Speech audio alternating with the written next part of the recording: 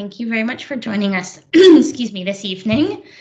We are going to be learning all about portfolios using Microsoft's OneNote class notebook specifically.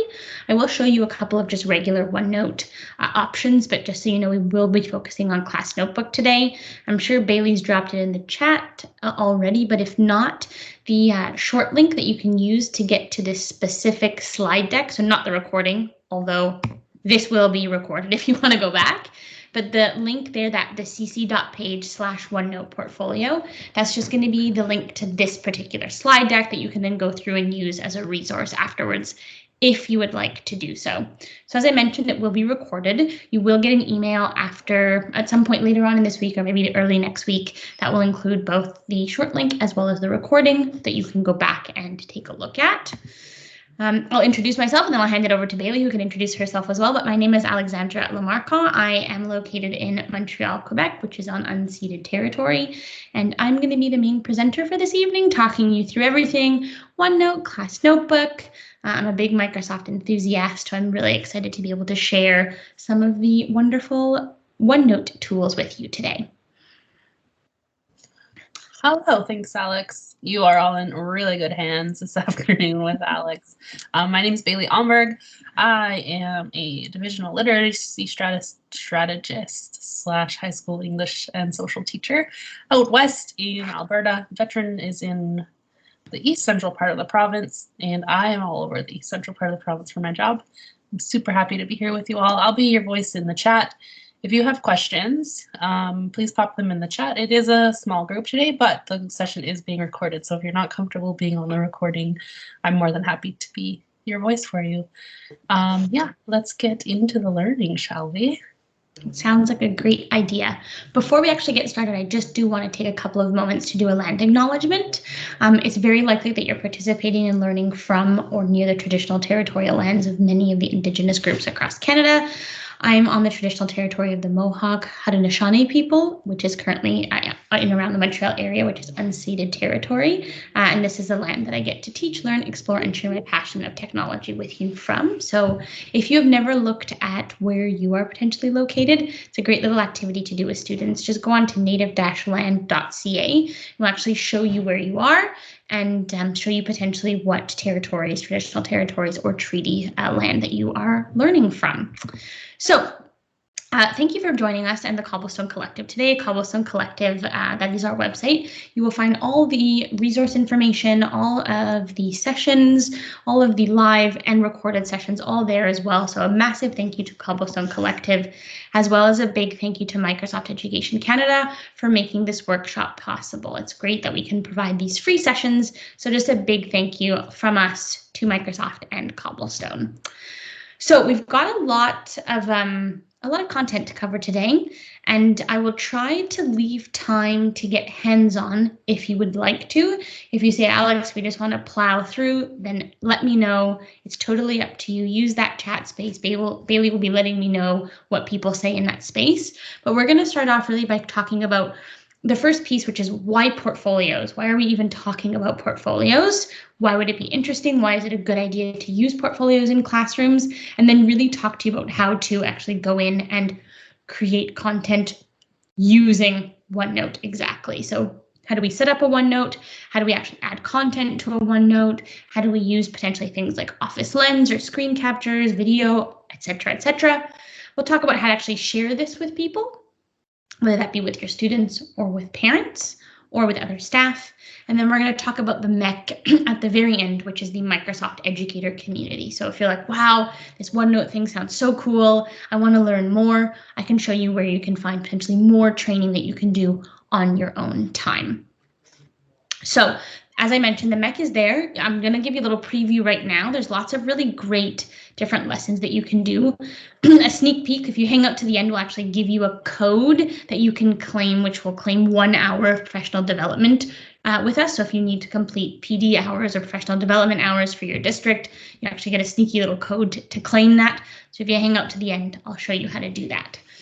So I'm going to start off by talking about why portfolios. Why are they a good idea? What can we do with them, and why are they so useful? So we've got a few tips here, and I'll actually ask you at the very end for your perspective. But why a portfolio? Well, number one, it's really a parent portal into learning. It really allows parents to kind of see what it is that their child or their youth has been learning throughout the school year. So a great way to highlight some of their amazing work, and also maybe help highlight some of the places where we've seen growth, which ties into that longitudinal view of the development. So not only over that 1 year where you have them as a teacher, but potentially year over year to really see how that student has progressed. OneNote is great for that because it follows the student as long as they're part of that school district. It also makes the thinking visible. So when you can see that progression, or where you can really integrate lots of different visual aspects into a portfolio, it really is a great way to demonstrate that learning. It can showcase some of the aspects of learning that are not easy to send home. What I love about the idea of OneNote is that it works on so many devices. So you can just snap a picture with your phone or with the iPad or any of the tablets in class and put that right into your OneNote and say, like, look, this is how our students all work together in class today. It emphasizes student learning that is not captured in a mark. So it really shows that evolution, that longitudinal learning. And it also can help students develop digital design and presentation skills. There's some students that really thrive on being able to actually create presentations and create content. So maybe that in and of itself highlights something that the student is doing really well. I am probably the least creative person in the world, so this would not be something that I would like to spend time in, but I remember lots of other classmates really enjoyed building portfolios simply for like the decorating and the showing and really showing how to showcase their work. So those are just a few of the reasons of the whys behind portfolio. Maybe if you want to pop in the chat or unmute if you feel comfortable, what is one of the reasons that you potentially use portfolios or lean towards potentially using portfolios in your classroom?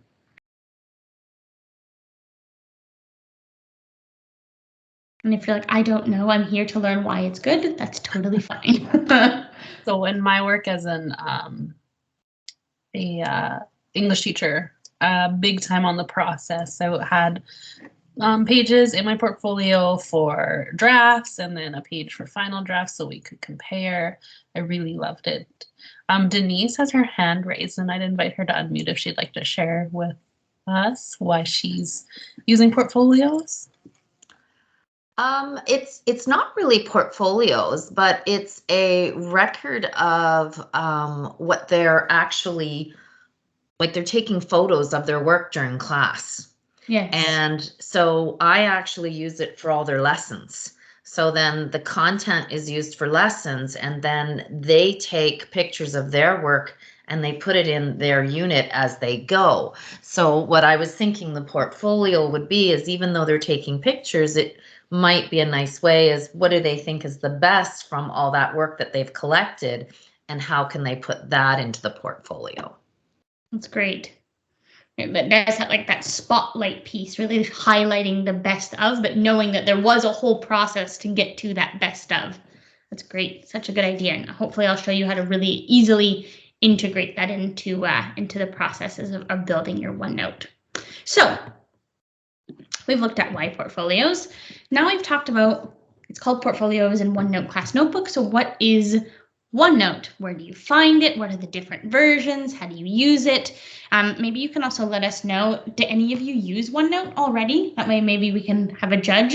I actually worked for Microsoft for a few years, maybe like 5 or 6 years ago now, and I had never heard of nor used OneNote, and now it is my #1 note-taking tool, as much in my personal life as it is in my professional life. So I really use it in both. Do we have any OneNote users, Bailey? Andrea uses it all of the time.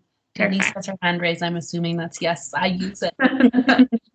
Yeah, I've been using it for like 4 or 5 years now with students. So awesome. When the pandemic hit, it was just an easy switch over with Teams. All I had to teach them was Teams, and I kept teaching calculus with it. So it was fun that way. That's great.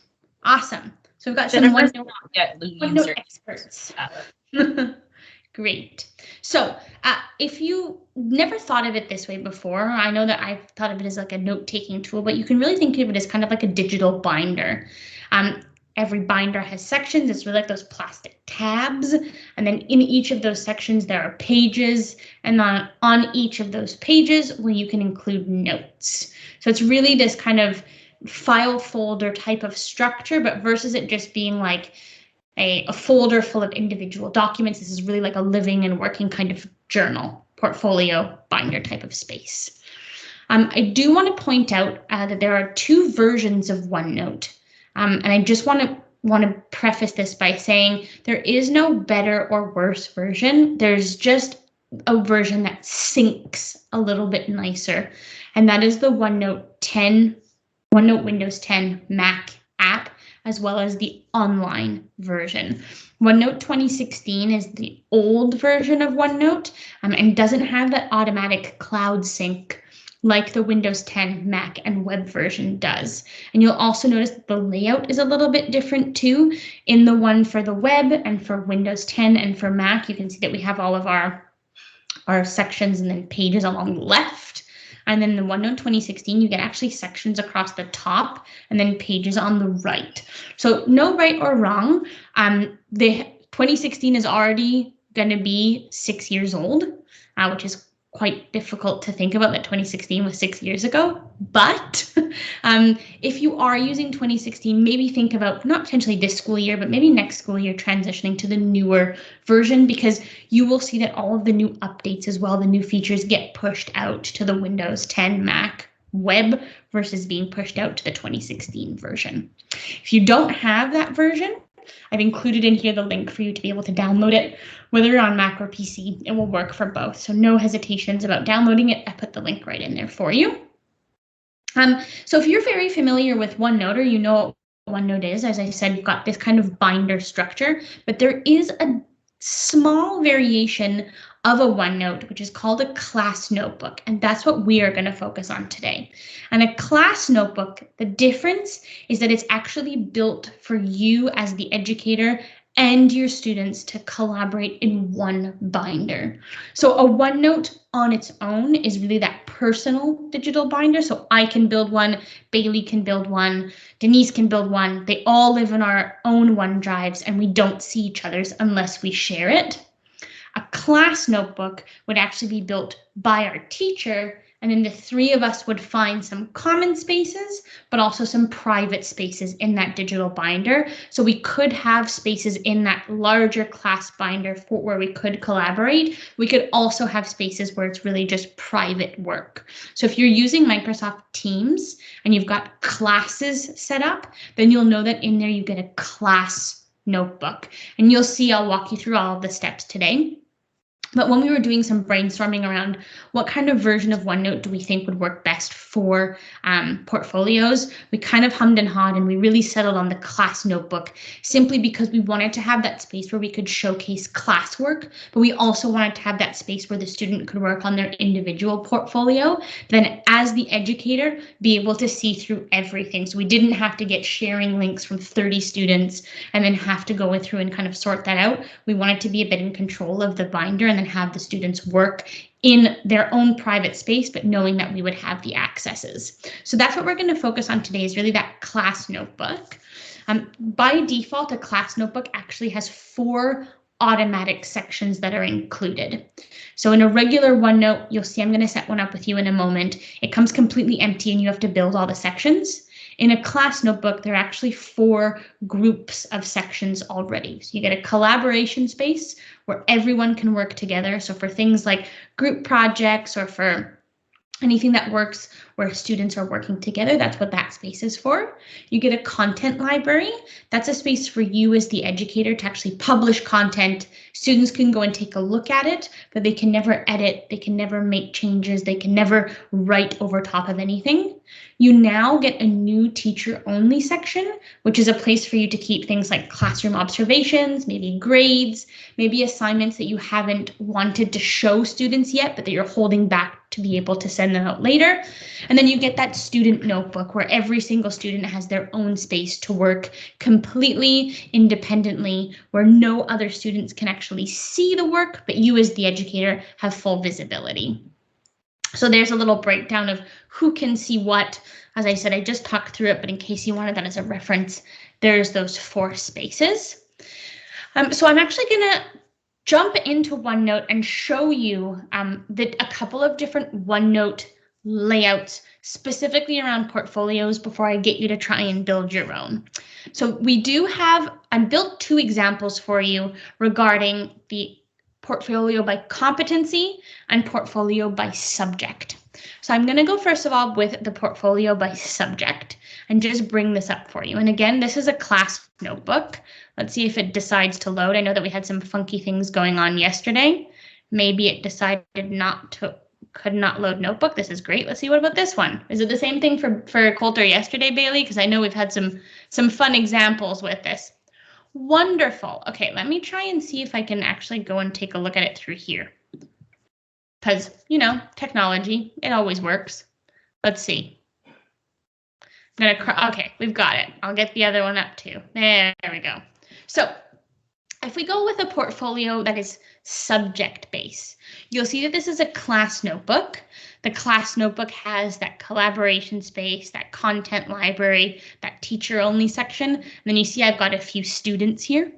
You'll see the same thing in the competency-based one. It looks almost identical.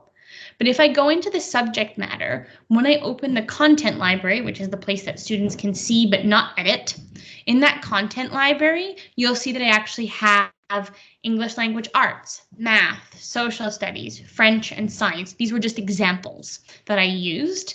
And then under English language arts, I could actually go in and do the competencies. So if I look at, for example, Archie, my student, or Grady, I can't really tell you, it's a first name and a last name that could be first or last. We're going to go with Grady. Under Grady's, under his section of his portfolio, he has those same subjects. So ELA, science, French, social studies, math. If I go under ELA, you can see I actually can have pages for each competency. So in English language arts, this is just the Quebec curriculum. I happen to pull it, is uses language / talk to communicate and learn. So any examples of the work where Grady is meeting that competency, we could then store on this page. Same thing for 2. Let's go at reads and listens to written, spoken, and media text. Okay, how do I know that he listens to written, spoken, and media text? Maybe this is going to be a great place for me to show off a little bit later how you could actually go in and use the audio recording feature in OneNote, which we will see a little bit later on. So that subject base would really be having those individual subjects in each of the students' binders, as well as in the content library to refer to. If you wanted to go by competency, which maybe makes more sense for some teachers, depending on what grade it is that you're teaching. I can imagine if you're 7 to 12, it's probably most likely going to be subject-based because you might be a subject specialist or you might still be a generalist. It will depend on your area. In the content library, for example, here I had competency 1.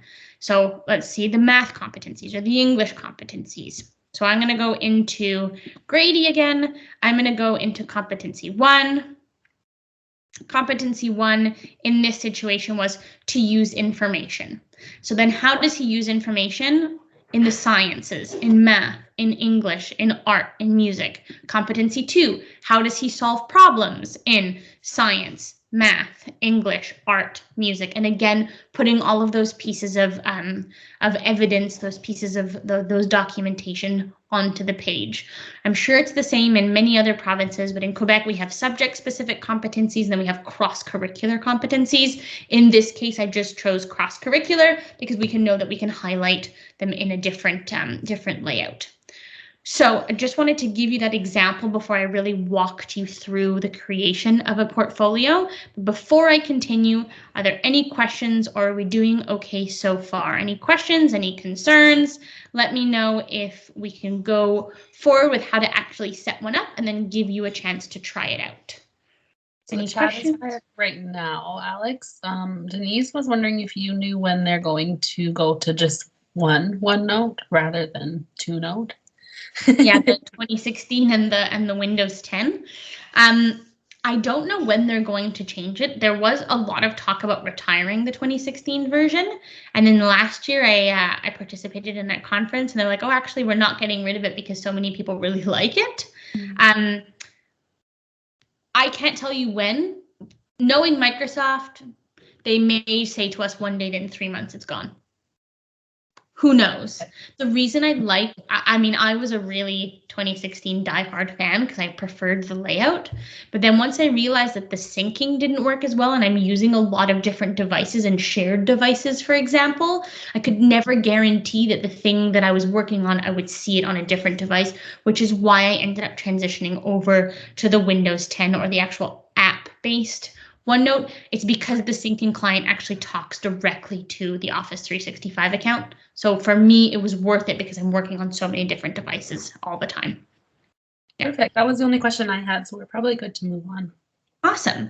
Okay, so I'm going to actually walk you through how to set up a class notebook, and I'm going to give you the chance to do it yourself as well. So we'll give you a good chunk of work time just so that you can see it. And again, I'll show you through the options. I'll show you on the screen, and I'll give you a live demo, and then I'll hand it over to you.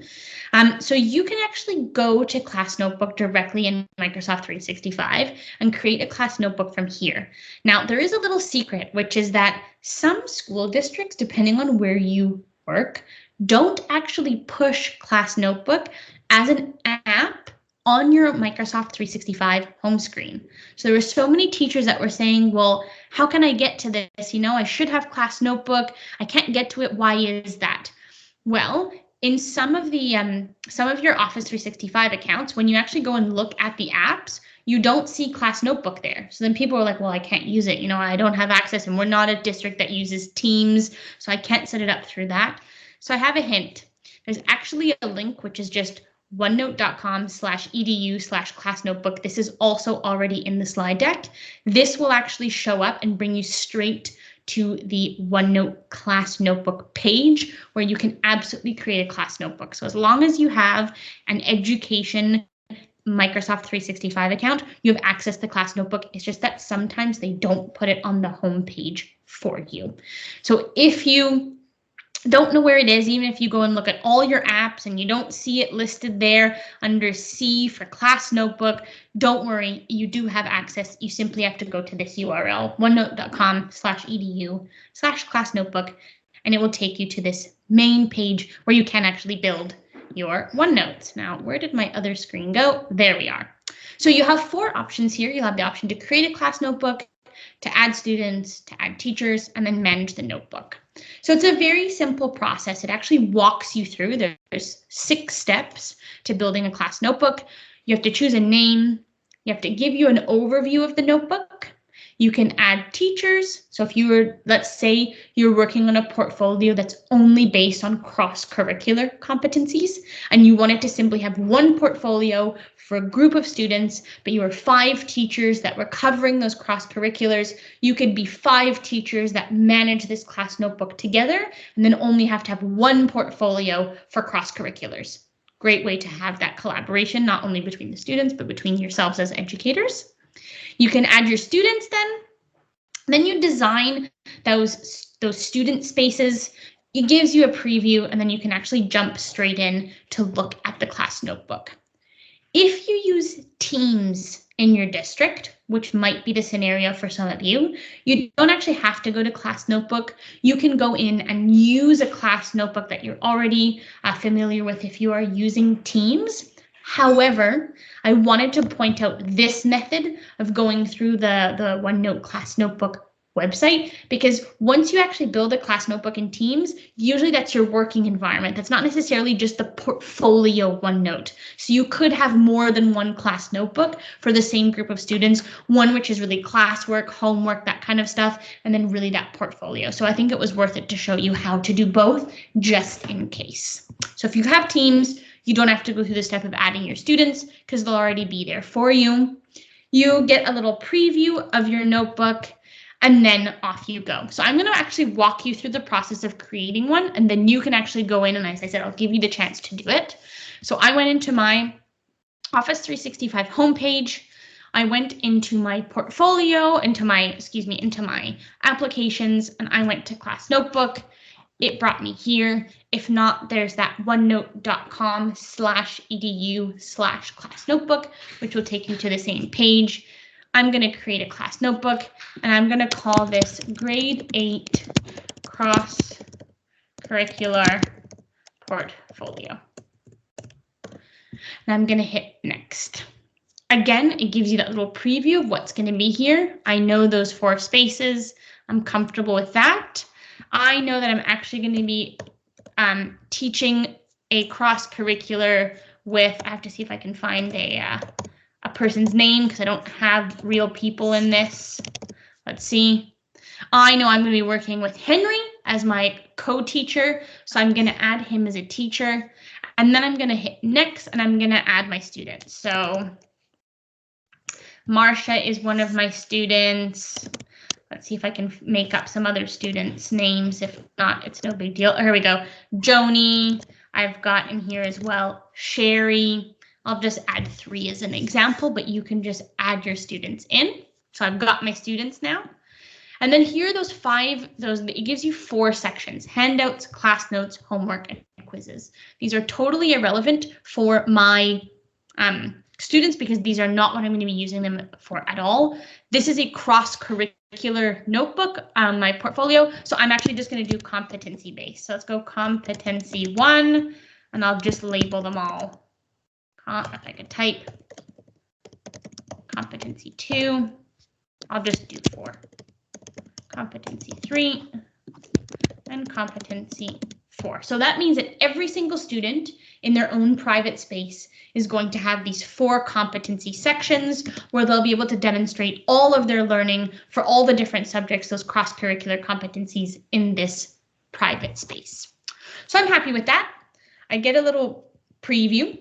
So I get what the teacher's notebook is going to look like. So you can see you've got the collaboration space, content library, the teacher's space, and then those are my 3 students.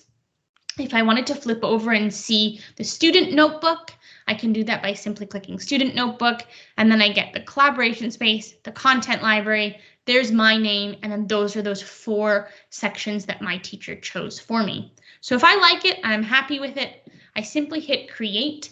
And what I like about this is it sets up a ton of actual permissioning on the end. So you get the ability to see the content library, but not edit it. You get the collaboration space where you can edit. You get that teacher only section where you can't do anything. You get your own private space. So all of the kind of sharing and accesses is done for you through the class notebook application. And then if you'd like to see the application, the portfolio that you just put together, all you need to do is go to open in OneNote online, just to keep the online one, or open in OneNote the app if you're using the app. And then if I'm opening it in OneNote online, you will see that I get to my grade 8 cross-curricular portfolio where I've got those main sections, my students, and then inside each student, I get that competency 1, 2, 3, and 4. So I'm going to hand it over to you. I'm going to actually get you to build your own OneNote class notebook. Don't worry about making it complicated. The goal today is really just to get you comfortable with building the actual layout so that you know exactly what you should be looking for when it comes to setting that up. So I'll leave those steps up on the screen and I'll just give you, let's say, 3 minutes, 4 minutes just to go to the link and you can build a totally brand new portfolio notebook. If there are any questions in the meantime, please feel free to ask. If not, I will be quiet for the next 3 minutes. Chat looks quiet, Alex. I just made an embarrassing typo is all.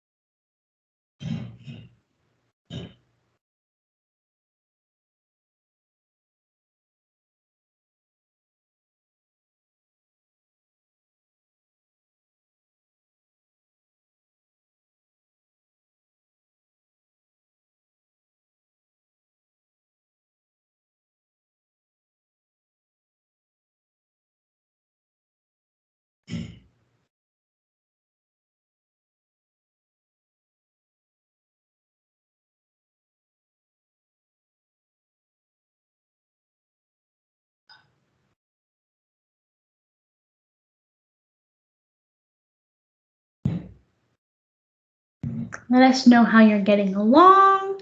Is everything working? If you are able to set up your notebook, any questions? If not, that's totally fine. As we said, this is recorded, so if you're still at your child's swimming lesson, you'll always be able to go back and watch this afterwards.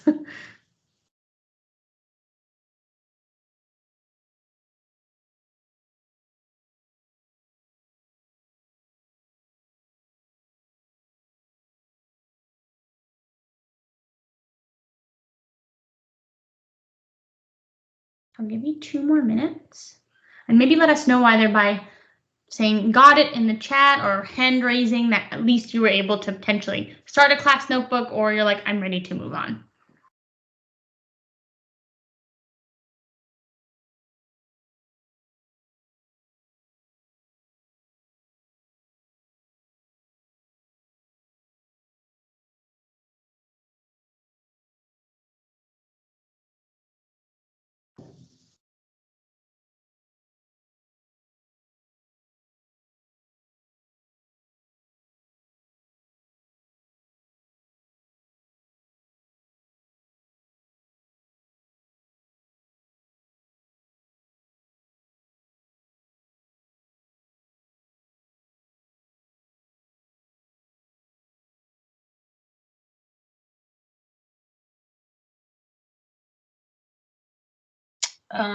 So swimming lessons are over. And Andrea's building her class notebook, and Denise is good. She's an old pro at building the class notebooks. Perfect.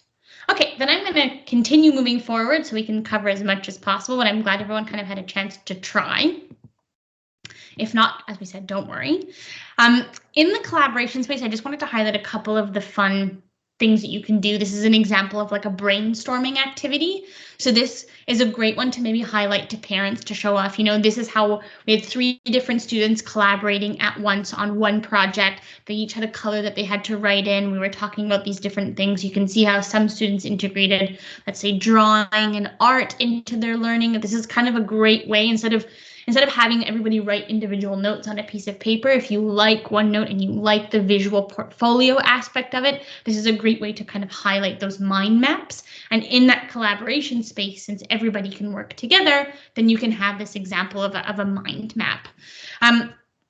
Other things, the content library, as I mentioned, content library students cannot change. So if you wanted to have like a problem of the week and show their evolution of learning, or like how your math problems at the beginning of the year were rather simple and now you moved into like quadratic equations, Pythagoras, all of that stuff. If you've progressed through that over the year, then you can see those problems of the week getting more and more complex. Again, another great type of piece to include in that student portfolio.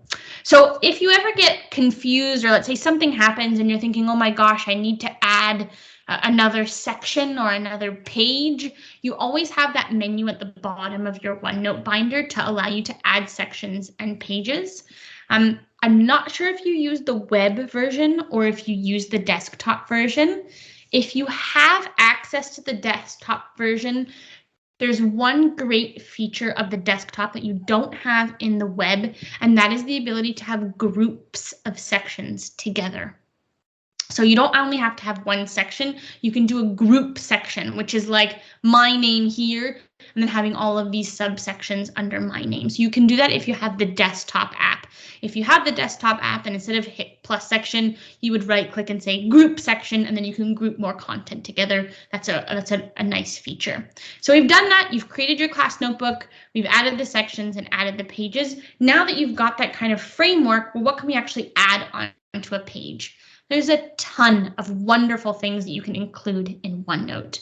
You can do things like checklists to organize an order of operations, for example, or if you make a checklist for students saying, okay, for competency 1, I want you to have an example of this, this, this, and this, there can be a checklist that students can then check off. You can tag content. So you could actually put a picture up of a student's work and then tag it as competency 1, for example. And then you could search for that tag with that tag called competency 1, and it will bring up anything that was tagged under that competency. So great use of tags in OneNote. You can ink in OneNote, so whether you want to draw out your thoughts using your keypad or your trackpad, or if you have a touchscreen device with your finger or a pen, that's great. You can integrate mixed media, so you can actually do audio recordings, you can include video, you can add files and have students actually do it that way, demonstrate their learning that way. You can actually clip and save, so there's actually an option using one of the browsers to actually web clip, so the students can draw over websites, leave their own notes, demonstrate their thought processes, highlight some of their projects, and then actually save that directly into a OneNote binder. So how do you actually organize this? How does this work? You can actually go onto your home tab and you've got a few different categories. So you've got your font choices and sizes.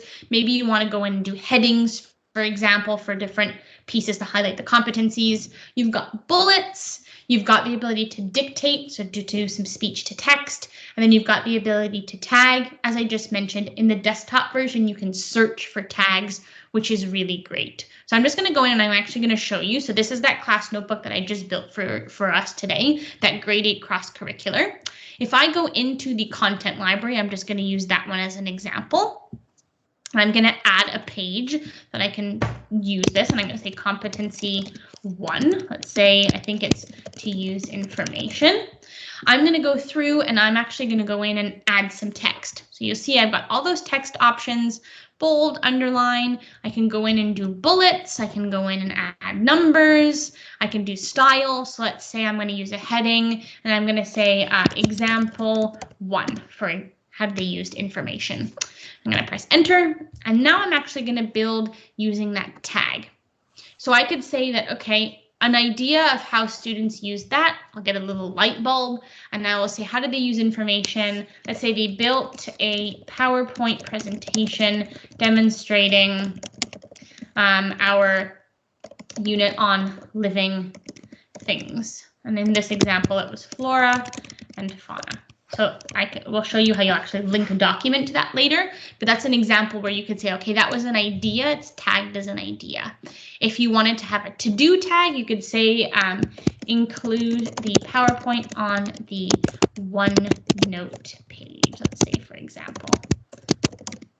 Oops, OneNote page. And then I know that once the student has completed that, this is what happens when you type up higher up than usual. There we go.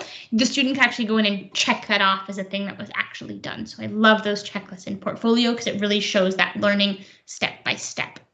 You also had the dictate feature. So if you've got any students that have any difficulties when it comes to actually typing out content, there's any kind of physical challenge for them, know that you do have the dictate feature here. So you can actually do text to speech or speech to text. There we go. So if I go to English Canada, and I just press the little microphone, you might get a pop-up if you're working in the web that says, can we use your mic? You just say yes. It will start listening, and then everything that you say will actually be typed out on the screen.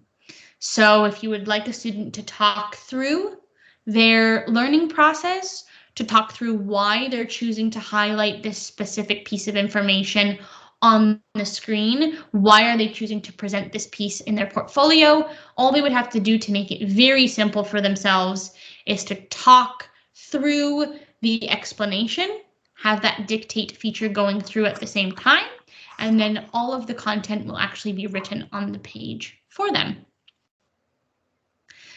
I think that's a great tool. It makes students that feel like, oh my goodness, it's a lot to type through. Like, first I have to put the piece of information here, and then I have to explain why I put it here. Get them just to use the dictate feature. It's really fast when it comes to explaining. And some students are actually better explaining orally than they are written, but it does the both for them. They can explain their thought process orally and have that actually written down on paper. So that dictate feature in the home tab, if you work in a, let's say you're doing French second language, for example, and you want to demonstrate their learning in a different language, you can absolutely choose to change the language. You'll have no problem in OneNote having multiple languages on the same page. So if I say French France, just for example, and I say, j'ai appris plein de choses à l'école aujourd'hui. I literally said I learned a lot at school today. Sure, that's a great thing. That's what I want to hear. I can actually have that multilingual translation available to me through the dictate feature, which I think is great. So that is that home tab, some of those key things that you might want to use, the ability to have headings, the ideas and tags, the ability to have that speech to text. So that's something that you might want to think about doing in your OneNote. Then you've got the insert tab, and this is where things start to get really interesting. You have a ton of options on what you can actually insert onto a page in OneNote. So you can do things like tables, so grids, files, pictures, links, audio recordings, some math. In the desktop version, you can actually integrate things like PowerPoint slide decks. You can integrate videos. It's really, really a great tool for integrating, which I think is one of the important features of OneNote. So I'll show you that. I'm just going to go do competency 2. I'm going to make this up to gather, or I'll say to demonstrate learning through oral, visual, presentation. Let's just say that. Okay, so that should be 2. So if I want to actually go in and talk about something that I know, I can insert into here an audio recording. So I could say, today in class, we had to build a presentation all about whales and their ecosystem. One thing I learned about whales today was blah, blah, blah, blah, blah, blah, blah. I can keep talking. In the web-based version, you can actually have up to 3.5 minutes, almost 4 minutes. In the desktop, you can have half an hour of recordings. So depending on the project, the student could talk for up to half an hour to explain. Again, another great way to add, if they've added a picture into their OneNote, another great way for them to hear and explain to you why it is that they chose to highlight that piece. So now you're really adding multiple aspects. You're getting that visual representation of what they've done, then you're also getting that explanation from the student in audio format. So that was an example. That's just going to be an audio recording that now is embedded in that OneNote that you as the educator could then go through, listen to, and go like, yeah, I see exactly why you said that this was something that you included. I can clearly see that in the picture that you've included as well. So that would be, yes. Show us the audio recording one more time, please. Yeah, of course. So I'm not in the home tab anymore. I actually just go over one more to the insert tab. If for whatever reason options get grayed out, like you see I can't click on audio, I can't click on picture or file, it's because my cursor is actually in the title. So I just have to make sure my cursor is out of the title and onto the page. And then it should be under insert. You should get audio. You click audio and it will automatically start recording. If for some reason I want to stop it, I can just hit stop and then it will stop an audio recording, but it automatically starts. I can hit stop. And then once it's actually processed, I can go back, click on it, press play. Today in class, we had to build, and you can hear me, I can fast forward 15 seconds, I can go back 15 seconds if I want to rehear a specific section. Depending on what grade you work with as well, I know that when I was in high school, we had to do the dictée, where the teacher would read words out loud to us in French and we'd have to write down what the word was with all the correct accents. I've seen actually teachers do that in portfolios as well to show learning over the course, that longitudinal piece. So I've seen teachers go in the portfolio and do something like, s'il vous plaît, écrivez le mot pomme. It just means please write the word apple. And then you have the student actually now have to go in and with that same insert tab, they could draw and say like, okay, I know that she just told me to write. This is Alex trying to type on her little trackpad. So I know that that student actually wrote that in. So it can go both ways for that audio recording. I just think it's a great feature, not only for explanation, but great for little like dictation features as well. So that was the insert audio. As I said, you can do many things. So for example, you could add in a file. You can do a file attachment. You could do a file printout. It can include many things. It can be a PDF. It can be a Word. If you want to insert a file attachment, you would do that and actually pull up your files. And then you can go and get one of your files off of your computer that you might want to be using. So you can choose really anything. If you would like to do a picture, for example, you could include a picture that comes from your device. You could take a picture from your camera if you wanted to take a picture. So this is where that document piece comes in handy. I don't have a book. Well, I actually do have a book in front of me, but let's say I wanted to talk about this one. This makes me laugh. It says Adulthood, All the Secrets to Life That No One Told You. This is really keeping my mood up. So if I wanted to include a picture, I could say, okay, I'm going to allow this to take a picture of my camera. It's fine. Here we go. I could say, like, this is the book that I wanted to show off. And I'm gonna, if I click on the button, let's see if I can get this right. Take a picture. There it is. I'm gonna insert this. And then now I have that picture of my work that I can then show off and give an explanation. So I wonder what lessons we'll learn from this today. So there's that book. And then again, I can go and explain. So a great way for students to very quickly get their content into a OneNote binder. So you don't even have to have any other application to do it. You've also got the option to do pictures from the web. You can insert links. So if your student had done, for example, a YouTube video, or they published a video somewhere and they wanted to have that video, they can absolutely integrate that video in there as well. So those are some of the other options under the Insert tab. I've shown you how to do the audio recording. I think it's a great feature. Again, I think it's one of the more underrated or underused, because I don't always think that we have ideas of how we could use it, but specifically for portfolios, you can use it to drop content that asks them to do things, and students can drop audio as an explanation of why they're including it. Again, I've included in here a little audio recording just to show you exactly how that can be done. So as you said, I'm going to give you probably 2 or 3 minutes. Try to just add something, whether that's an image, whether that's an audio note, whether that's a dictation. Just try to add something in the next 2 minutes onto your page that maybe you've never used before, if you're one of those OneNote pros, or something that you haven't even tried before because it's brand new to OneNote. So I'm just going to give you 2 minutes, have a chance to try adding something to that portfolio structure that you've just built.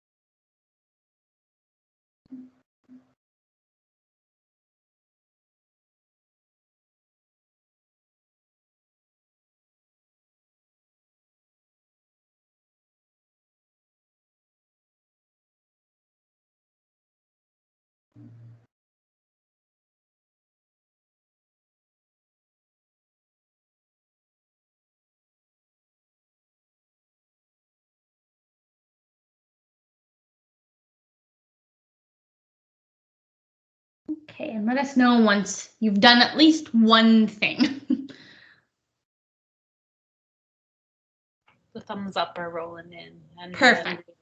Great. Okay, then I'm going to plow on through because we still got lots of awesome things to see. So you've got a couple of other features. If you're used to working in the Microsoft environment, you probably know what the Immersive Reader is.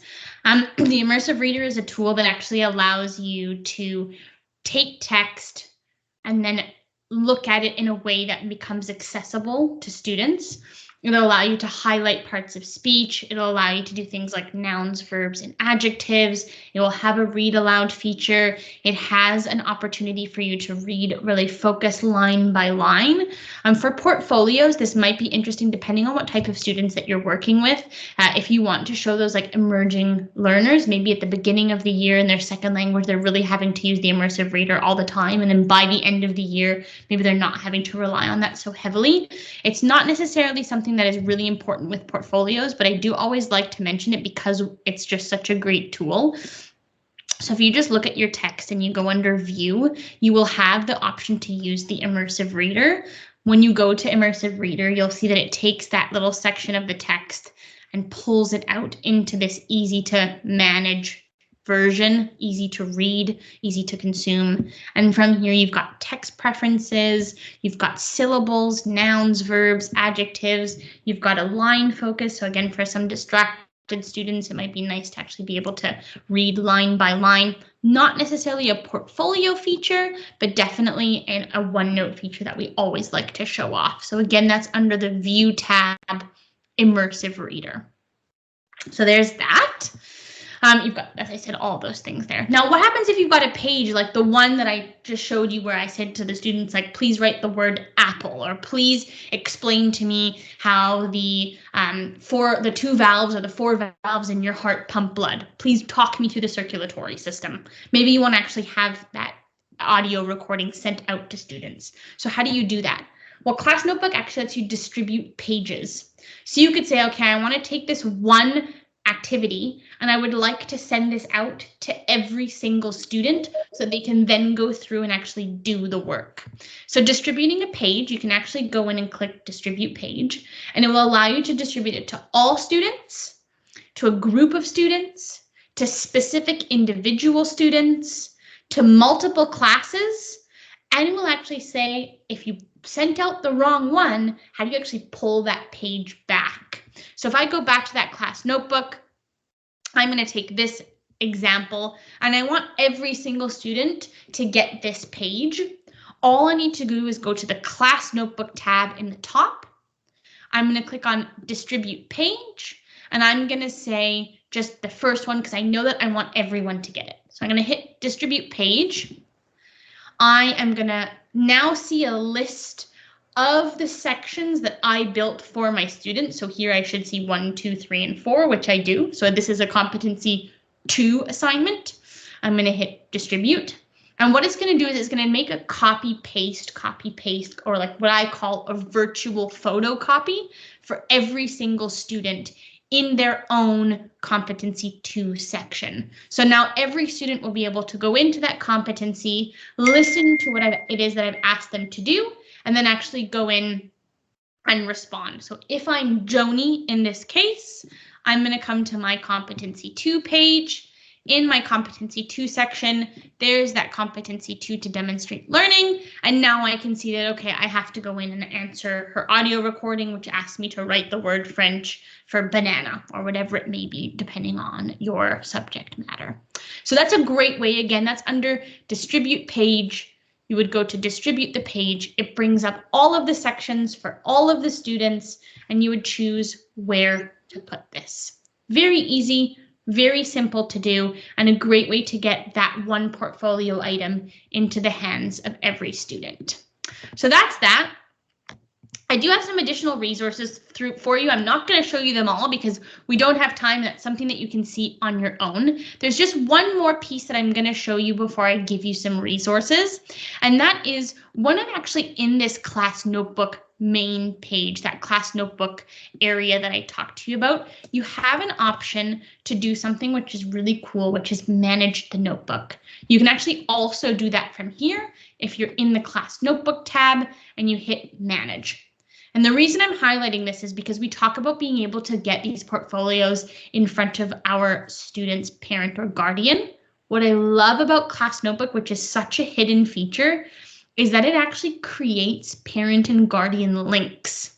So if I go to parent and guardian links, after clicking that manage button, I can say, give me a link for every student, and it will create a read-only link for each individual student's section.